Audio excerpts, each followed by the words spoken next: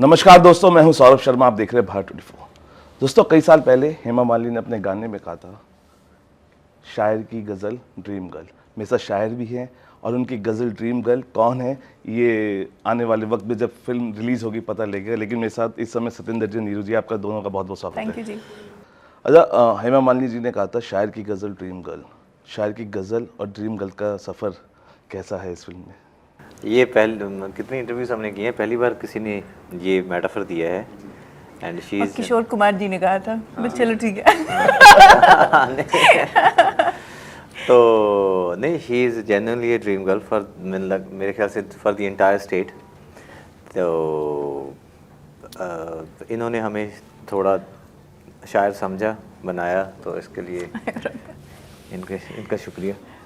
अच्छा नीरू जी, आपका एक गाना था, हम किस गली जा रहे हैं अरमानों की अंजुमन में। आपको लग रहा है कि जब मोहब्बत की बात आती है तो कहीं ना कहीं पहली लाइन यही आती है कि हम किस गली जा रहे हैं? आई थिंक सो कि जब फ्रॉम एक्सपीरियंस कहूँगी कि पता नहीं कहाँ जा रहे हैं, क्यों जा रहे हैं, केड़े राह पे खिंच के ले आया सजन। और मंजिल इज़ द डेस्टिनेशन, राइट? कहाँ पहुँचेंगे, बट आई थिंक जो जर्नी है वो बहुत खूबसूरत है अगर आप सरेंडर करके उसे एंजॉय करें। इसीलिए अगली लाइन में ये बोला गया, बेसुध है हम अपनी लगन में। अच्छा, आपकी जर्नी जो है अभी हमने देखा, चाहे बॉलीवुड की हो चाहे पंजाबी इंडस्ट्री की हो, इसमें सब तरफ प्यार घुला हुआ है। चाहे वो आपकी प्रिंस की बात हो फिल्म की या जट एंड जूलियट की हो, तो आपको लगता है कि जो प्यार है वो माहौल में घुला हुआ है और आसपास आ ही जाता है? ऑन सेट नहीं, वो नहीं, वो तो वो तो हम एक्टिंग ही करते हैं, बट ऑब्वियसली एक पॉजिटिव एनवायरनमेंट, एटमॉस्फेयर होना बहुत ज़रूरी है। चाहे आप फिल्म बना रहे हो या कुछ भी कर रहे हो प्रोफेशन में, positivity is the most beautiful thing to be surrounded by. अच्छा, वीर जी, एक आपने फिल्म की थी द ब्लैक प्रिंस, जिसमें आपने महाराजा दुलीप सिंह का किरदार निभाया था। उसमें भी एक रिलेशन दिखाया गया था विक्टोरिया वाला, और इसमें भी एक रिलेशन। सबसे मुश्किल रिलेशन कौन सा है जिसको आप मानते हो, ऑन स्क्रीन निभाना भी और ऑफ स्क्रीन निभाना भी? विक्टोरिया के साथ उनका वो एक बहुत ही मदरली अफेक्शन था, और विक्टोरिया ही उनको अपने लाड प्यार से द ब्लैक प्रिंस बोलती थी, हालांकि वो ब्राउन थे। तो वो मेरी पहली फिल्म थी और उसमें मुझे लिबरेशन नहीं थी, फ्रीडम नहीं थी इतनी। मेरे को था कि अच्छा, डायरेक्टर सर बोलते थे कि ऐसे हाथ रख लो और ऐसे डायलॉग बोल दो।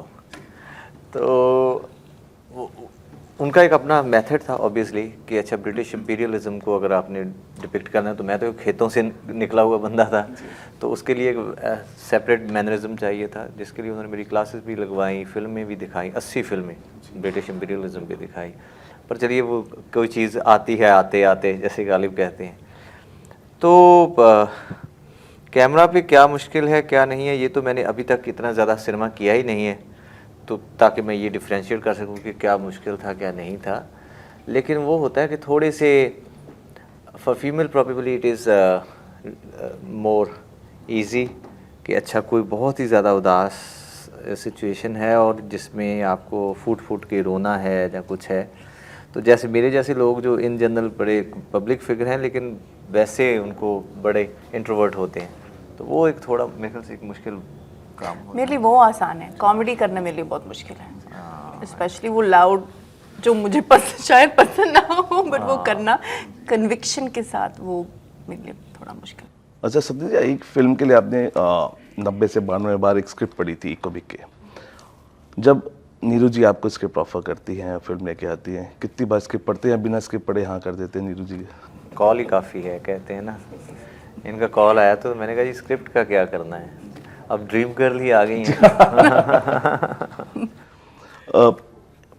नीरू जी के लिए क्योंकि प्यार की फिल्म है और प्यार की बातें हो रही हैं, नीरू जी के लिए प्यार, इश्क और मोहब्बत क्या है?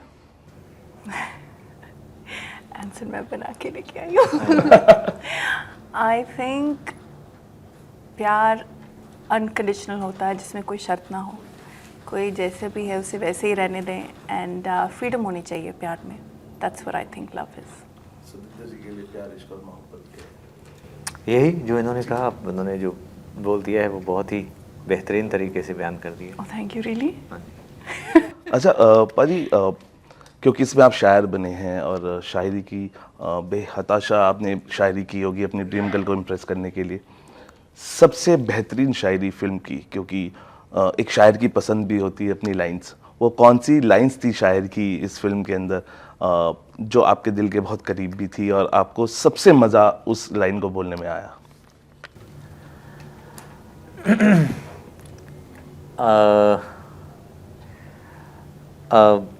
वो है कि अल्लड़ इश्क दे विच जिस तरह दे ख्वाब सी देखे, रफ्ता रफ्ता वो हुंदे जिवें शादाब सी देखे, कि आखिर बात आई समझ जो सरताज शायर दे, कि अशका नाल पहला पाउण दे गुण मोर विच ही ने, इन्हां कलियां च किधरे महकदी है तू अजे तक भी, ये दीवारां तेरी मौजूदगी दी लोर विच ही ने, अतुप नूं पै गई आदत तेरे उस नूर दी के हुण, तेरे शायर ता जिकण देख दुनिया होर विच ही ने। देखिए मुझे पता था मैं जब शायरी बुलाऊंगा तो नीरू जी बहुत इंप्रेस होंगी, लेकिन मैं भी आपके लेगा, मैंने कहा हम भी एक बोल देंगे जब आप उनकी खिदमत में बोलेंगे। हमने भी कहा कि आपकी रूह की तलब है मुझे, कैसे कहूँ सबसे अलग हो तुम, और मुझे लगता है कि यही एक छोटी सी चीज़ है जो आपको सबसे अलग और रूह की तलब बनाती है। इस फिल्म का जो प्यार है, क्योंकि जब हम मोहब्बत की बात करते हैं, लव स्टोरीज़ की बात करते हैं, तो आपको लगता है कि पंजाब के राज और सिमरन अभी एक्स्टेब्लिश हो गए और will be watching this? I don't know, audience ही बताएंगे। पंजाब के राज और सिमरन, ये तो जाहिर सी बात, सिमरन तो है, और राज पता नहीं हम हैं कि नहीं है। नहीं, ही इज। अच्छा मेरी शादी से पहले वाले प्यार की बहुत बातें होती है, लेकिन शादी के बाद वाले प्यार की को कैसे देखते हैं आप? और उन थोड़ा आप एक्सप्लोर करिए। नहीं, वो बेसिकली उसके बाद अंडरस्टैंडिंग ज़्यादा मैटर करने लग जाती है, क्योंकि मोहब्बत जैसे एक क्या कहते हैं उसको, डेफिनेशंस तब्दील होती हैं आपकी मैच्योरिटी के साथ। इनिशियल स्टेज पे जब एडोलसेंस की बात करते हो, वहाँ कुछ नहीं होता कि किसकी रिस्पेक्ट, किसका क्या, कुछ नहीं, बस फिदा और फिदा, बस कहाँ हो, क्यों नहीं आए, दिस एंड दैट, लड़ाइयाँ झगड़े। तो ये this is the maturity of love. मतलब जब ये एस्टेब्लिशमेंट हुई होगी फैमिली की, मैरिज की, जब ह्यूमन रेस में, मतलब ये शुरू से तो नहीं थी एडम ईव से, धीरे धीरे से जब बनी होगी, तो उसके पीछे साइकोलॉजी ये रही होगी कि एक दूसरे का साथ चाहिए सारी ज़िंदगी के लिए, कि आपको कोई सहारा चाहिए, परिवार चाहिए। तो मेरे ख्याल से उसके बाद अंडरस्टैंडिंग रिलेशनशिप में ज़्यादा प्रोफाउंड हो जाती है। अच्छा, लव हर स्टेज पे एक अलग होता है और उसका हर स्टेज पे एक क्रेज़ अलग होता है। अगर मैं पूछूं आपके लिए स्कूल वाला लव कैसा है? How will you define school वाला love, both of you? My school वाला लव वाज सलमान खान, मैंने प्यार किया। That's I honestly. हाँ, आप बताएं। बस खत्म थोड़ा हाँ, जवाब। बस वही, मतलब अब वो सबसे इंटेंस होता है मेरे ख्याल से।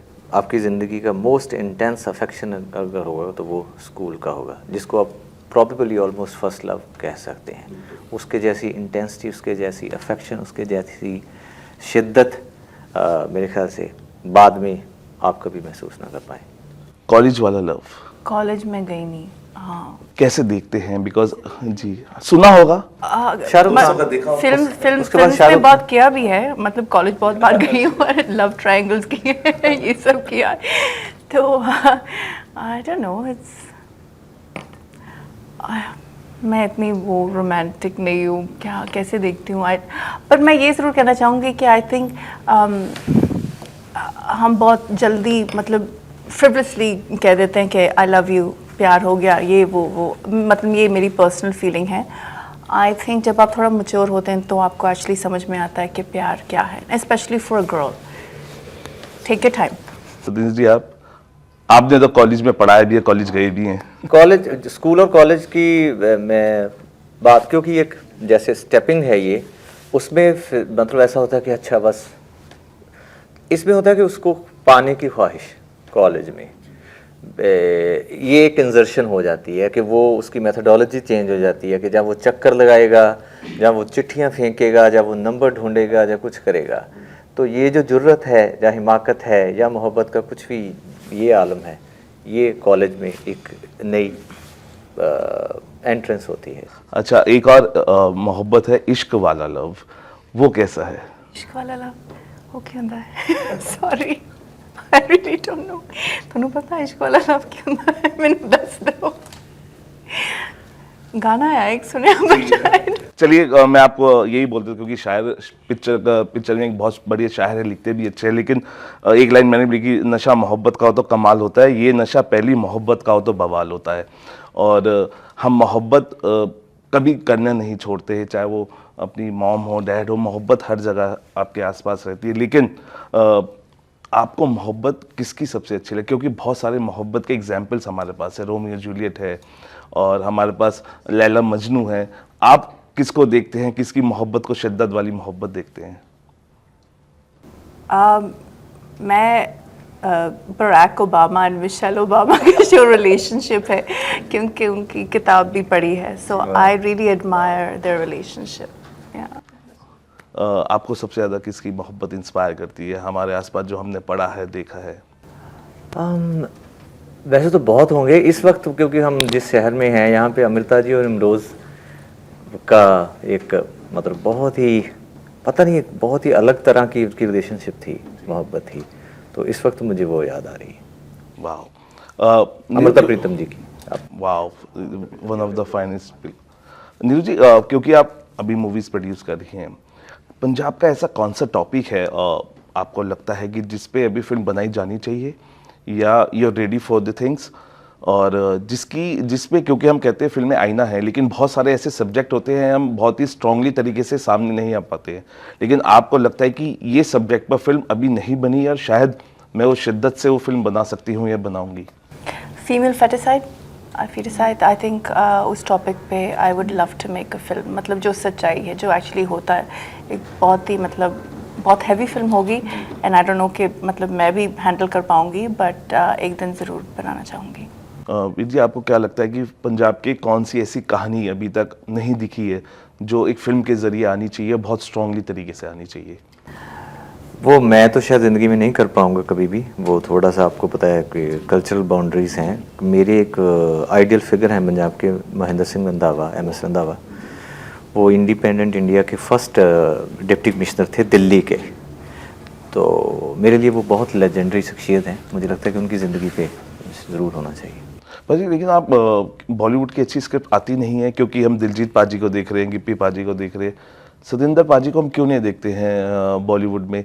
क्योंकि आप इतना पर बेहतरीन देखना काम। ज़रूरी है क्या? वही एक स्टैम्प है कि अगर आपने बॉलीवुड कर लिया तो आप। नहीं, मैं ऐसा नहीं कह रहा हूँ, नहीं ऐसा नहीं कह रहा हूँ, लेकिन क्योंकि ये सब आप उनको पूछो ना, आप पंजाबी फिल्म क्यों नहीं करते?